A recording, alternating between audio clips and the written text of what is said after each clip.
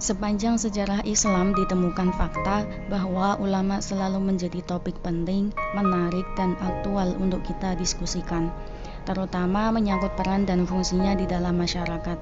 Pada masa Khulafaur Rasyidin dan beberapa dekade setelah mereka, peran dan fungsi ulama sebagai penerus risalah dan pembimbing masyarakat sangat dirasakan eksistensinya.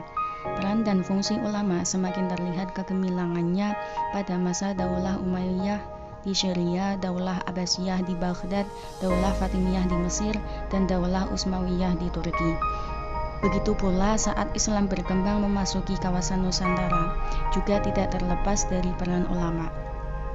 Namun di tengah abad kebangkitan Islam, tampak adanya fenomena yang kurang simpatik yang mengarah pada terjadinya proses degradasi nilai di kalangan masyarakat Islam.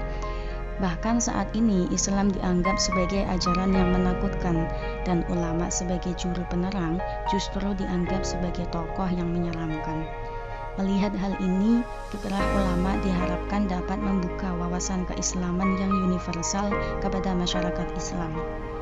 Menurut Hasbi Amiruddin, ulama memiliki peran yang penting terkait dengan tugas utamanya sebagai pewaris para nabi. Yang pertama, ulama memiliki peran sebagai penyatu keberagaman yang ada. Masyarakat Indonesia merupakan masyarakat yang multikultural karena keberagaman suku, ras, dan budayanya.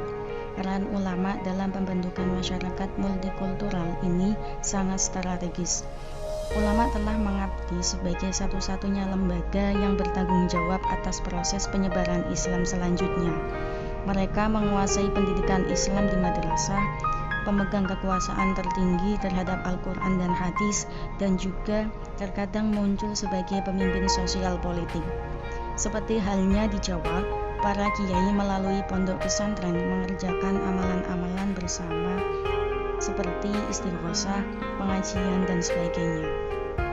Ketaatan pada norma-norma Islam merupakan refleksi dari kecenderungan masyarakat yang patuh pada tradisi keislaman kiai. Maka dari itu, peran ulama diharapkan bisa menguasai, mengatur, dan mengawasi agar nilai sosio-kultural di masyarakatnya bisa terjaga. Yang kedua, ulama berperan untuk menjelaskan makna kandungan ayat Al-Quran kepada masyarakat. Ulama senantiasa berpikir dan berkontribusi menyumbangkan gagasan untuk kesejahteraan masyarakat. Seperti dalam Quran Surat An-Nahl ayat 64, Allah berfirman kepada para rasulnya agar dia menjelaskan kepada umat manusia yang berbeda pendapat tentangnya. Jadi peran ulama sebagai orang yang menjelaskan kandungan Al-Quran kepada umat Islam agar terhindar dari perselisihan ataupun perbedaan pendapat mengenai ayat-ayat Al-Quran. Dalam konteks keindonesiaan, peran dipegang para kiai yang aktif mengajar di pondok pesantren, para kaum intelektual yang aktif di bidang pendidikan. Yang ketiga, ulama sebagai tokoh yang mampu memberikan solusi terkait dengan persoalan yang dihadapi masyarakat. Akhir-akhir ini terkait masalah pandemi COVID-19, ulama turut andil dalam mengatasi masalah ini. Salah satu contoh peran ulama dalam mengatasi pandemi ini yakni dengan mengeluarkan fatwa MUI yang berisi tentang larangan penyelenggaraan ibadah dalam situasi pandemi. Fatwa terbaru misalnya aturan mengenai penyelenggaraan sholat Idul Fitri di masjid atau di lapangan yang telah dinyatakan terbebas dari COVID-19.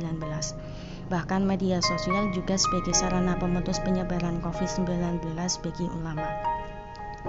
Maka di sini kita simpulkan bahwasanya peran ulama agar senantiasa memperhatikan keadaan umat Islam.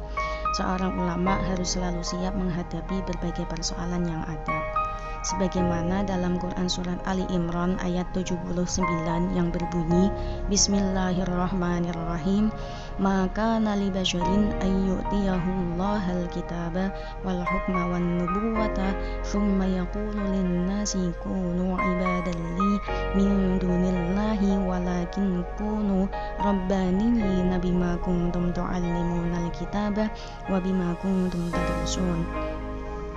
Dalam tafsir Al-Kasyaf dijelaskan kata Rabbaniyin ini memiliki arti wa huwa syadidut tamasuki bidinillahi wa ta'atihi, mereka yang sangat berpegang terhadap agama Allah Maka seorang ulama seharusnya senantiasa berpegang teguh terhadap agama Allah dalam mengatasi problematika umat. Selain itu, kata Rabbaniyin juga diartikan sebagai ulama mu'allimin, mereka yang mengajarkan. Jadi melalui segala keilmuan yang dimiliki para ulama, hendaknya bisa diajarkan untuk menjelaskan ayat-ayat Al-Quran kepada umat manusia.